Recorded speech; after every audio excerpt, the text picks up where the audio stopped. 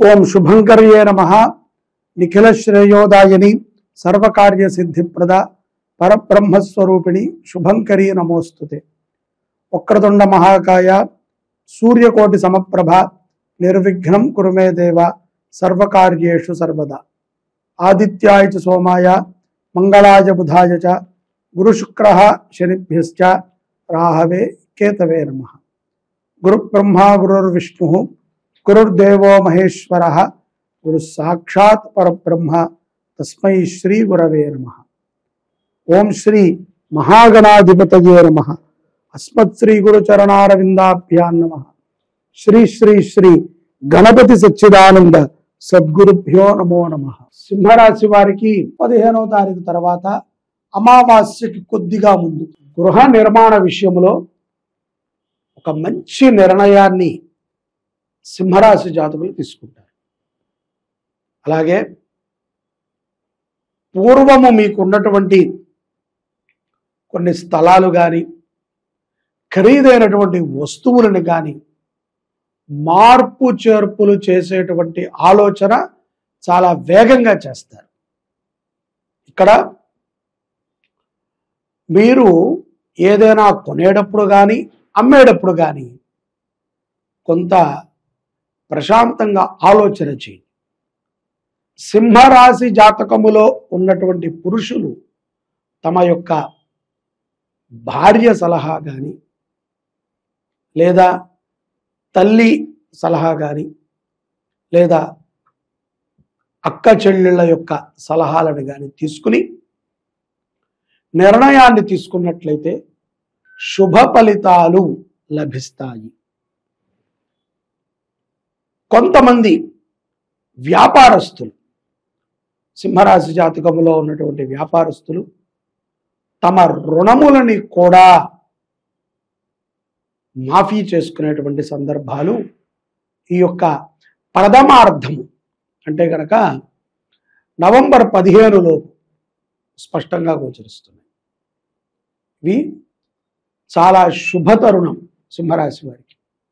అలాగే ఈ యొక్క ఉద్యోగం చేసుకునేటువంటి వారికి ఉద్యోగం బాగానే ఉంటుంది. దాంట్లో ఏదో కొన్ని కష్టాలు ప్రతి ఉద్యోగంలో ఉంటాయండి. ప్రతి వృత్తిలోనూ ఏదో ఒక కష్టం ఉంటుంది.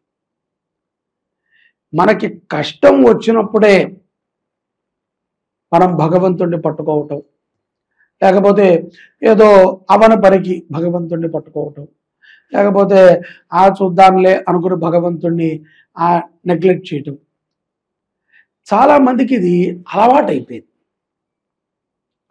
ఏముందులే వస్తే కష్టాలు వస్తాయి, లేకపోతే మనం మోసం చేస్తే డబ్బులు వస్తాయి, మనం మాటకారితనంగా ఉంటే కనుక మనం మెచ్చుకుంటారు. ఇటువంటి మ్యాజిక్లకి బాగా అలవాటైపోయారు. ఇది ప్రమాదం. ఇది కూడా ఒక రీత్యా గ్రహముల యొక్క హెచ్చరిక మరియు ప్రమాదం కూడా. అవి మన చేత ఈ రకమైనటువంటి ప్రవర్తనల్ని చేయిస్తుంది.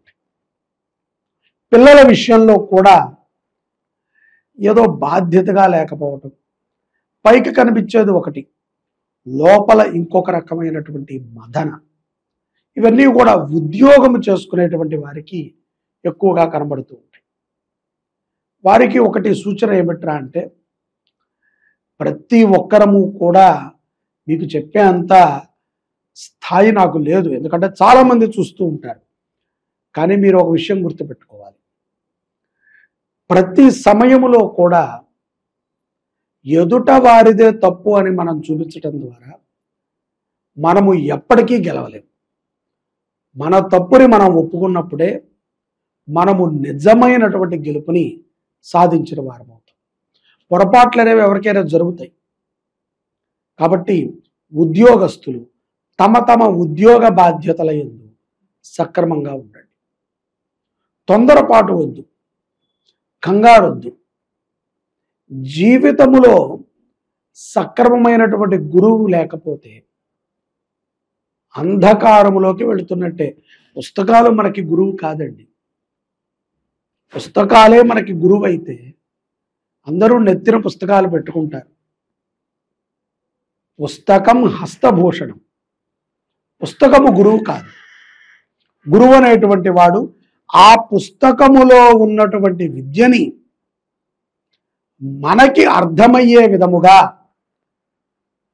మనకి దాని మీద పూర్తిగా అవగాహన వచ్చే విధముగా నేర్పేటువంటి వాడు, అర్థము చేయించగలిగిన వాడు గురువు, ఆచరణ చేయించగలిగిన వాడు గురువు. కాబట్టి ప్రతి ఒక్కరికి జీవితంలో గురువు అవసరం. ఒక సద్గురువుని ఆశ్రయించండి. లేదు మీకు నచ్చినటువంటి వ్యక్తి దగ్గర మంచిని తెలుసుకోండి, గురు స్వభావంతో ఉండండి. అలాగే ద్వితీయార్థములో సింహరాశి జాతకులకి, విదేశాలలో ఉన్నటువంటి వాళ్ళకి కొంత పూర్వ రుణములు తీరతాయి. అలాగే స్థానములో కొన్ని మార్పుల ద్వారా ఆర్థిక లాభాన్ని పొందుతారు. కొన్ని దీర్ఘకాలిక పనులు ఈ యొక్క మాసంలో తీరతాయి. చాలా ఆనందానికి గురవుతారు. అప్పుడప్పుడు అండి నిరంతరము మనమే బహుమతులను పొందకూడదు. ఒకళ్ళకి బహుమతి ఇవ్వటం ద్వారా వాళ్ళు ఎంత ఆనందపడతారో కూడా మనం చూడగలగాలి. ఎప్పుడూ మనమే బహుమతులని తీసుకోవాలని ఆతృత పడుతూ నిరంతరము మనమే తీసుకుంటూ ఆ యొక్క ఆనందాన్ని మనమే పొందుతూ ఇచ్చినటువంటి తృప్తిని వారు పొందుతారు. కానీ ఇచ్చినటువంటి తృప్తిని ఒక్కొక్కసారి మనం కూడా పొందాలి. విదేశాలలో ఉన్నటువంటి సింహరాశి జాతకులు తప్పనిసరిగా శివుడికి మట్టి శివలింగములతో శివుడిని తయారు చేసుకుని ఈ యొక్క కార్తీక మాసములో పౌర్ణమి రోజున తప్పనిసరిగా మట్టి శివలింగానికి ఆరాధన చేయాలి. లేని ఎడల మాస శివరాత్రి అంటే నవంబర్ 18వ తారీఖు లేదా 19వ తారీఖు, ఈ యొక్క 2 రోజుల్లో మాస శివరాత్రి ఉంటుంది. అప్పుడు మట్టి శివలింగాన్ని చేసుకుని గోక్షీరముతో, ఆవు పాలతో మరియు తేనెతో మట్టి శివలింగానికి అభిషేకం చేయాలి. చేయటం ద్వారా శుభమైనటువంటి అనుగ్రహాన్ని పొందగలుగుతారు. ఏమిటండి మట్టి శివలింగానికి చేస్తే మనకు వచ్చే లాభం అంటే ఐశ్వర్యం ఈశ్వరాదిత్యేత్. ఈశ్వరానుగ్రహం లేనిదే చీమైన చిటుక్కుమన్నది కదా. ఈ కార్తీక మాసంలో అనుగ్రహం పొందుదాం, ఆరోగ్యం పొందుదాం, ఆనందం పొందుదాం.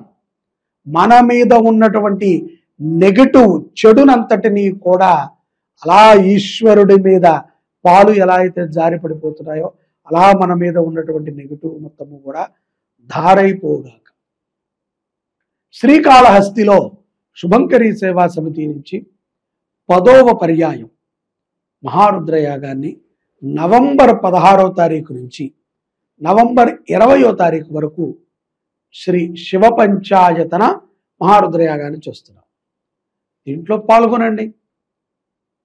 అందులో ఒక రోజుకైనా మనం సేవ చేయొచ్చు, 5 రోజులు సేవ కూడా చేయొచ్చు, లేదా ఒకరోజు అన్నదానం చేయొచ్చు, సంపూర్ణ అన్నదానం చేయొచ్చు.